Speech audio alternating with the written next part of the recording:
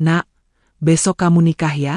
Emak nggak minta banyak, cukup duduk di belakang pun emak rela, asal bisa lihat kamu akad. Ma, aku mohon jangan datang ke acara besok.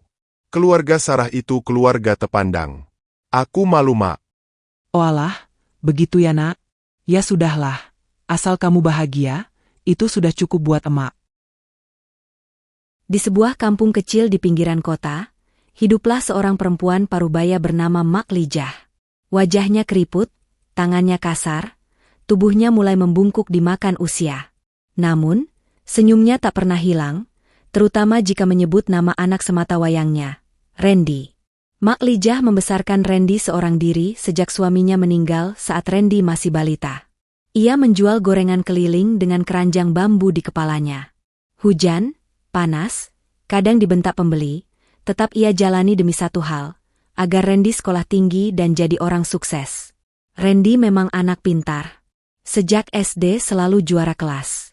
Saat lulus SMA, ia dapat beasiswa ke universitas ternama di Jakarta. Mak Lijah rela menggadaikan gelang warisan satu-satunya agar Randy bisa berangkat ke ibu kota dengan ongkos dan bekal cukup. Mak rela lapar, asal kamu bisa kenyang ilmu, Endik, kata Mak Lijah saat melepas kepergian anaknya. Tahun demi tahun berlalu. Komunikasi mulai jarang. Awalnya seminggu sekali Randy menelepon. Lalu jadi sebulan sekali. Hingga akhirnya hanya saat butuh uang.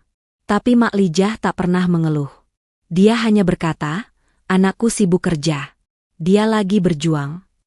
Lalu datang kabar bahwa Randy sudah bekerja di perusahaan besar dan akan menikah. Mak Lijah tak kuasa menahan tangis bahagia saat menerima kabar itu lewat pesan singkat. Ia segera menjahit baju kebaya merah tuanya yang sudah kusam agar terlihat layak saat menghadiri pernikahan anaknya. Namun saat ia sampai di kota, Randy malah menyuruhnya menginap di rumah kontrakan kecil di ujung gang, bukan di rumah tempat acara. Alasannya, keluarga calon istrinya orang kaya dan berpendidikan tinggi. "Ma, tolong jangan datang ke acara, ya. Kita bakal kenalan keluarga besar. Ma jangan tersinggung. Ma pakaiannya juga terlalu sederhana. Aku bakal malu," kata Randy pelan, tapi dingin. Mak Lijah membeku. Tapi ia tersenyum dan menjawab, "Endak papa, Endik. Yang penting kamu bahagia." Hari itu, dari balik jendela kontrakan, Mak Lijah melihat mobil-mobil mewah lewat. Dentuman musik pesta terdengar. Ia hanya duduk diam, menggenggam kalung kayu buatan Randy saat SD. Ia mengangkat tangan, mendoakan anaknya dari jauh. Di matanya, tak ada kemarahan. Hanya rindu yang diam-diam berubah menjadi luka. Selesai pesta, Randy hanya datang sebentar, mengantar makanan dalam kotak styrofoam. "Ma jangan datang ke apartemen, ya. Istriku nggak enak sama teman-temannya kalau tahu Ma orang kampung." Mak Lijah tersenyum. Tapi malam itu, ia menangis sendirian.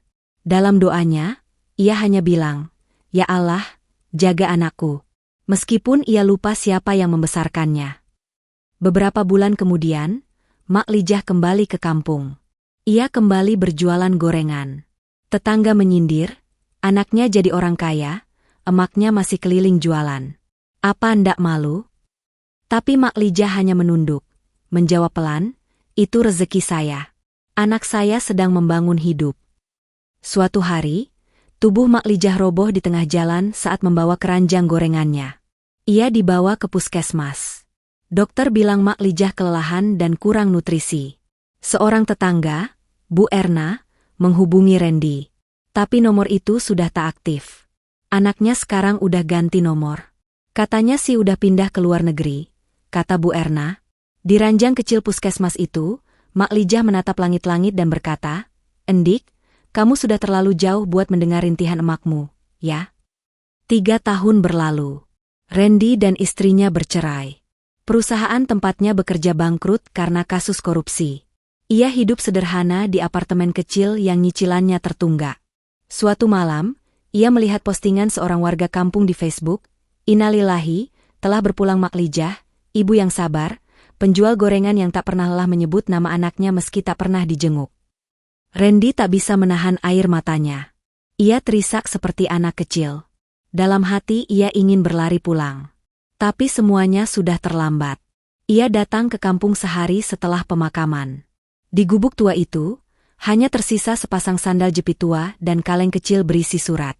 Untuk Randy, anakku. Jika surat ini kamu baca, mungkin emak sudah nggak ada. Maafkan emak kalau selama ini menyusahkanmu.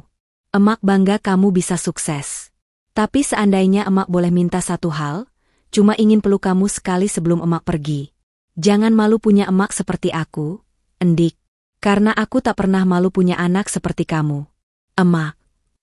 Di depan nisan tanah yang masih merah, Randy tersungkur. Maaf, Mak. Aku yang harusnya malu pada diriku sendiri. Aku mengusirmu bukan karena kamu memalukan.